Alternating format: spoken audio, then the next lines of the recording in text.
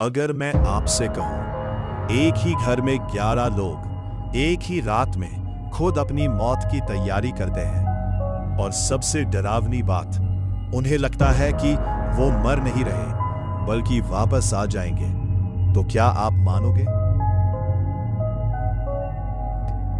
ये कहानी है दिल्ली के उस घर की जहां विश्वास धीरे धीरे अंधविश्वास बन गया।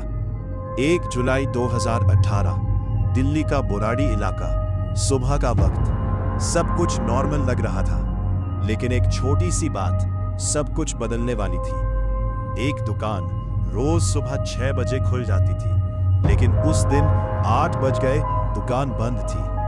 पड़ोसियों को अजीब लगा, क्योंकि वो परिवार बहुत नियमित था। सब एक दूसरे से जुड़े हुए, एक साथ रहते थे, एक साथ काम करते थे।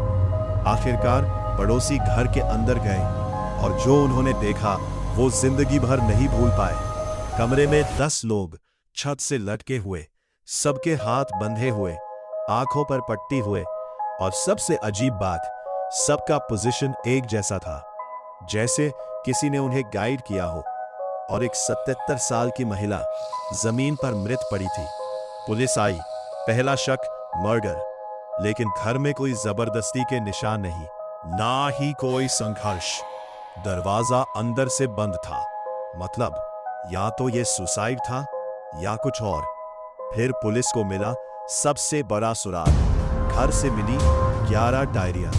इन डायरियों में पिछले 11 सालों से सब लिखा लिखा था।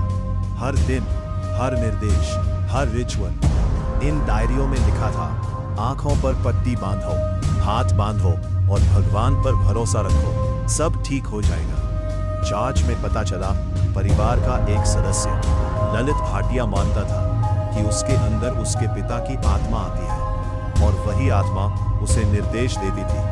धीरे धीरे पूरा परिवार उस पर विश्वास करने लगा। ये सब एक दिन में नहीं हुआ, सालों तक छोटे छोटे रिचुअल, छोटे छोटे नियम, और फिर एक दिन ये आखिरी स्टेप आ गया। उस रात सबने मिलकर तैयारी की, स्टूल लगाए गए, दुपट्टे बांधे गए, और शायद आखिरी पल में किसी को डर भी लगा होगा, लेकिन तब तक बहुत देर हो चुकी थी। ये मर्डर नहीं था, ये सिर्फ सुसाइड भी नहीं था, ये था अंधविश्वास का सबसे खतरनाक रूप। सोचिए, अगर आप उस परिवार का हिस्सा होते तो क्या आप भी वहां